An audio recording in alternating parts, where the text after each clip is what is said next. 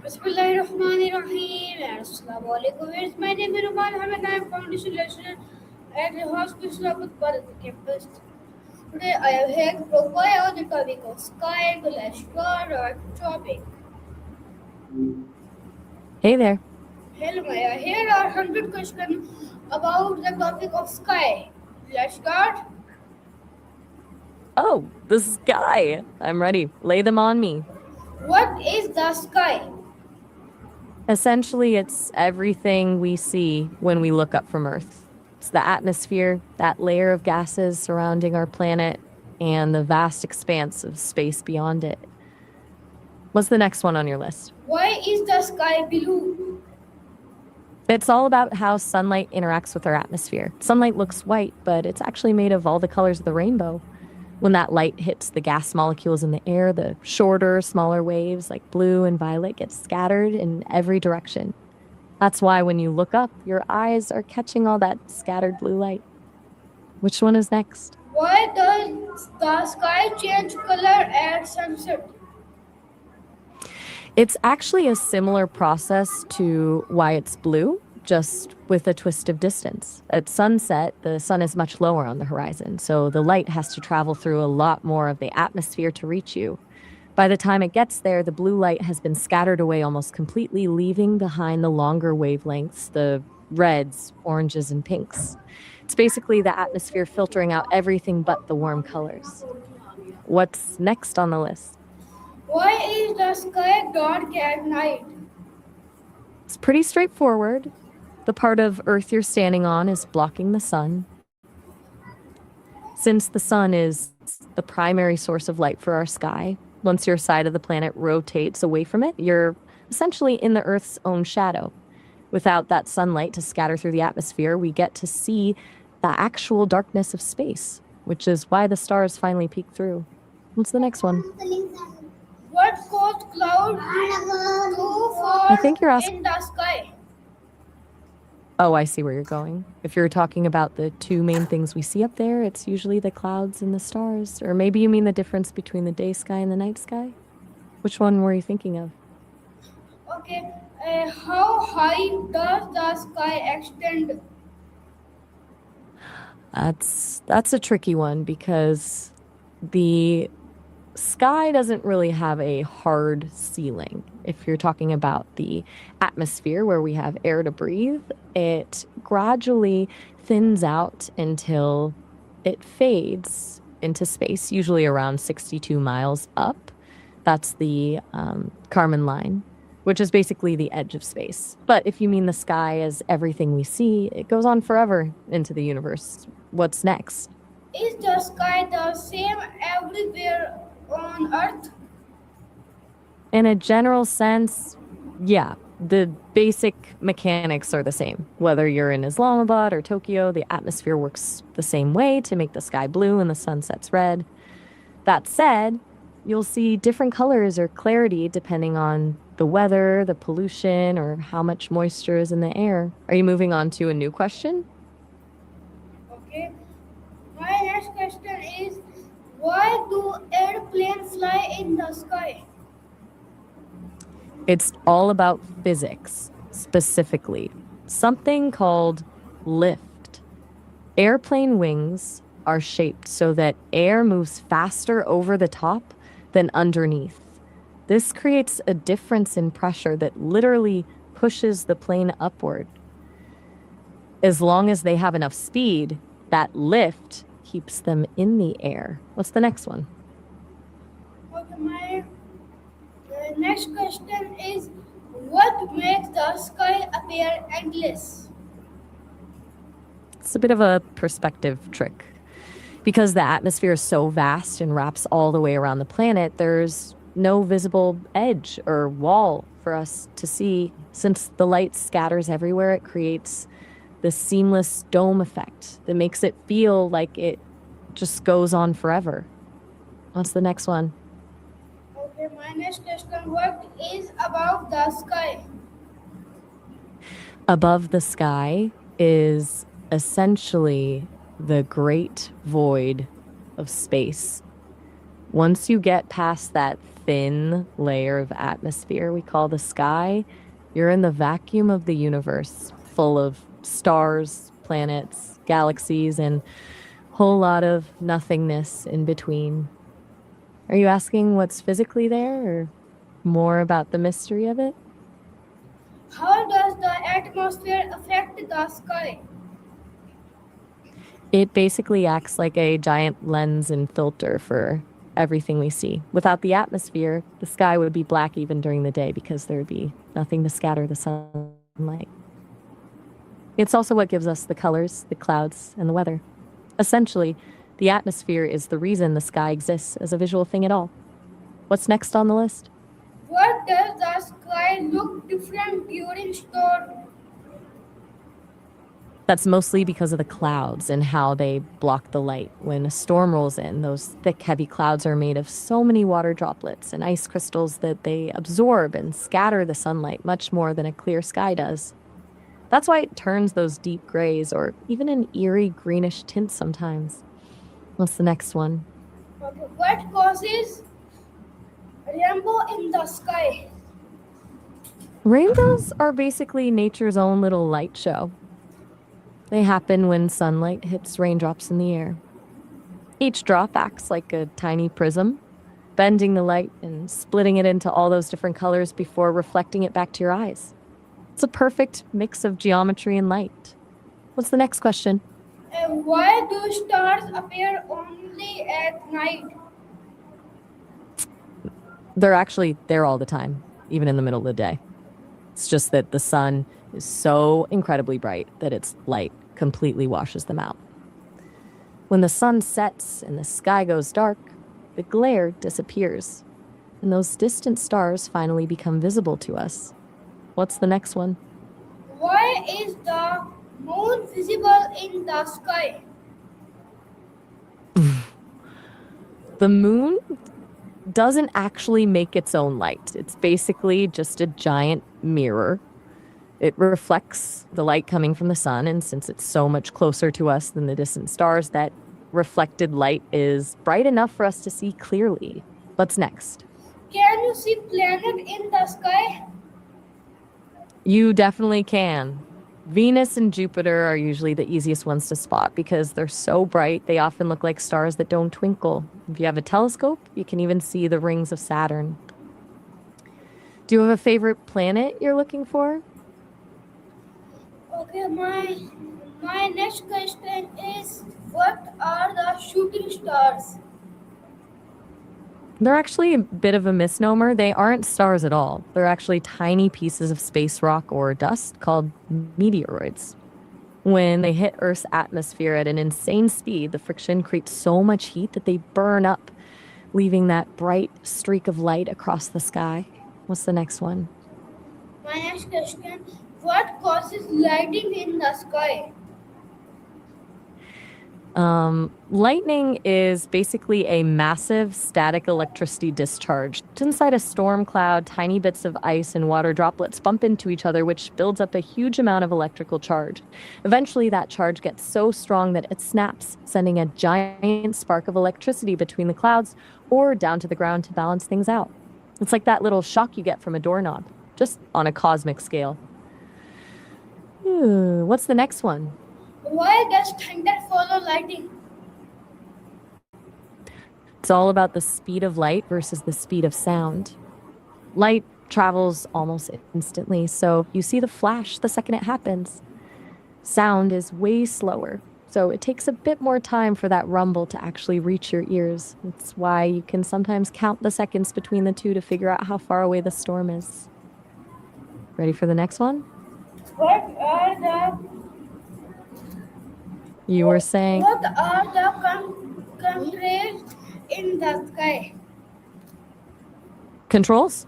I'm not entirely sure what you mean by that. Are you asking about things that regulate the weather? Contrails. I'm still right here. I can't see you either since I'm just a voice, but I'm listening. You mentioned contras. Are you switching languages on me, or was that just a slip? Okay, my next question what is the horizon? The horizon is that line where the Earth's surface and the sky seem to meet. It's actually an optical illusion created by the curvature of the planet. Since the Earth is round, there's a point where the ground simply curves away from your line of sight, making it look like a sharp edge. What's next on the list?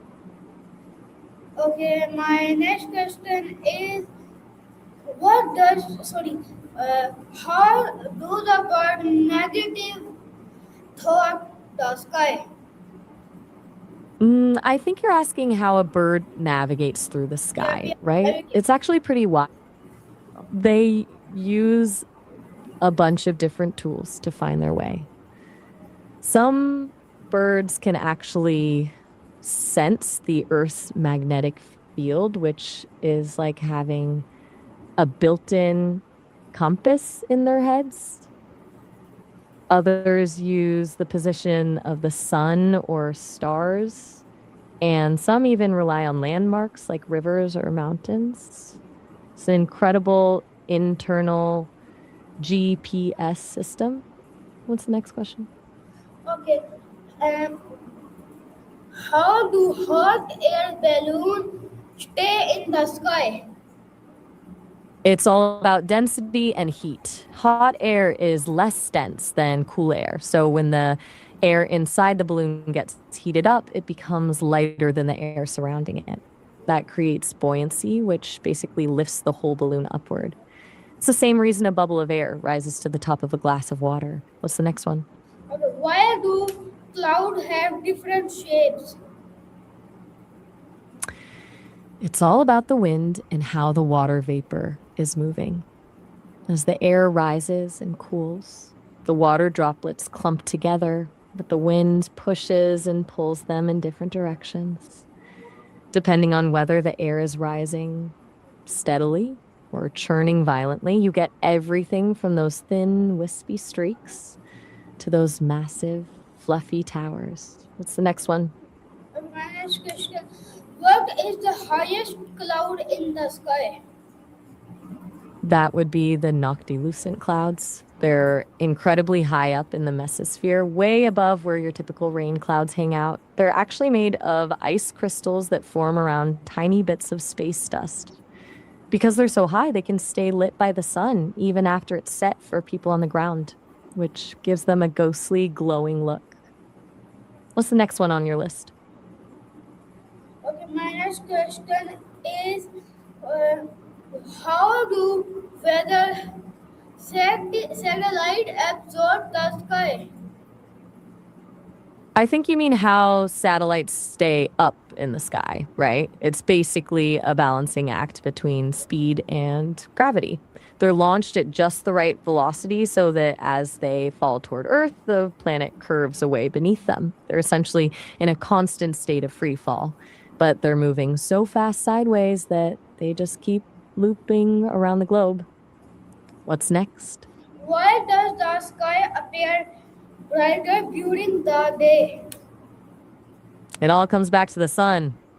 During the day, the sun is hitting the atmosphere directly. All that sunlight gets scattered by the gas molecules and particles in the air, which fills the entire sky with light. It's like having a giant lamp illuminating a room from every angle. What's the next one? Why does the sky look bigger over the ocean? That's more of a perspective thing than a physical change. When you're over the ocean, there's nothing to block your view. No buildings, no trees, no mountains. Because the horizon is completely flat and unobstructed. Your eyes can see as far as the curvature of the earth allows, which makes the sky feel like it's opening up and stretching forever.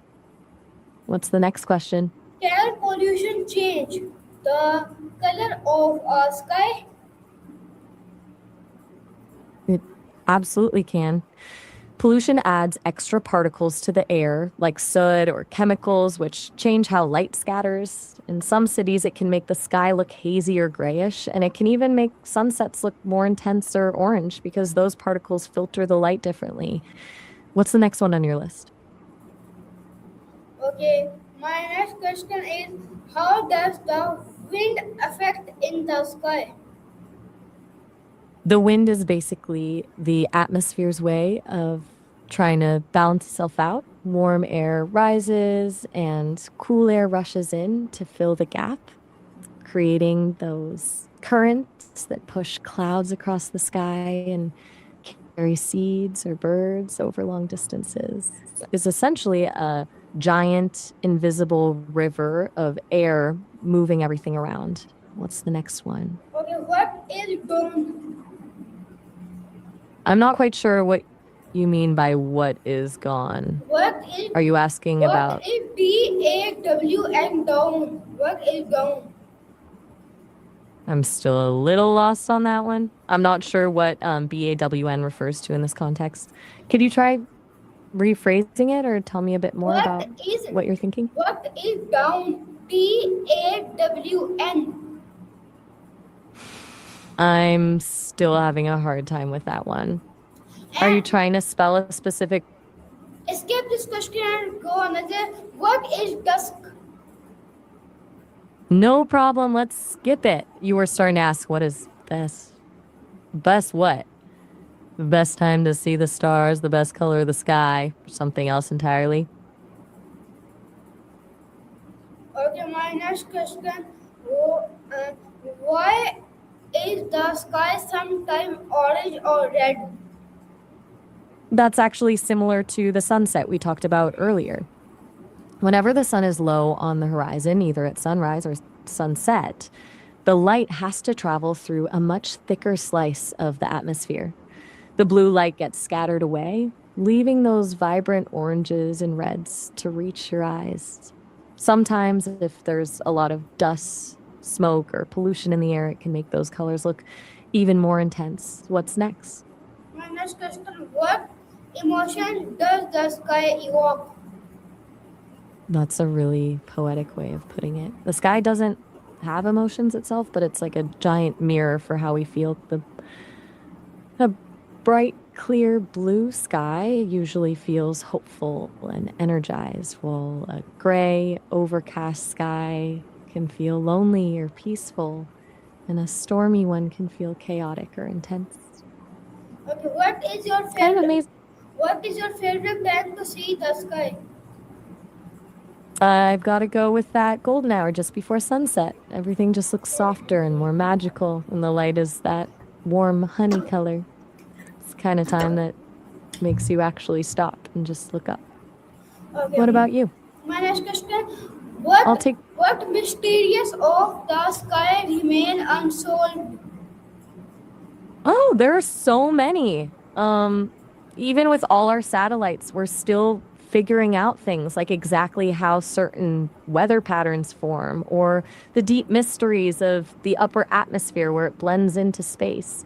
And then there's the bigger picture, like what's actually happening in the dark energy and dark matter that fills the void beyond our sky. It's a huge open book we're still reading. Which one is next on your list? How can we help keep our skies clean? I'm assuming you mean our skies. The best way is to focus on reducing the things that pollute the air, like cutting down on car emissions and moving toward cleaner energy. Even small things like planting more trees help because they act like natural filters for the atmosphere. What's the next one? How has the sky influenced That's a deep one. poetry? It's influenced almost every part of human history. Think about it. Ancient civilizations used the stars to navigate the oceans and create the first calendars to know when to plant their crops. Even our moods and art are often tied to whether the sky is sunny or stormy. It's like this giant silent guide we've always looked up to. What's the next one? Okay, my last question is what does the sky symbolize in the different cultures? That is such a beautiful way to wrap things up. Across different cultures, the sky is almost always a symbol of the infinite or the divine. In many traditions, it's seen as a bridge between the earthly and the spiritual world, or a place of ultimate truth and wisdom. Some see the blue sky as a symbol of peace and openness, while others view the vastness of the night sky as a reminder of how small we are in the grand scheme of things, which can be both humbling and comforting. It's basically the Okay, well, this is my short poll, and I hope you like it very much. And Allah Hafiz Pakistan Zindabad.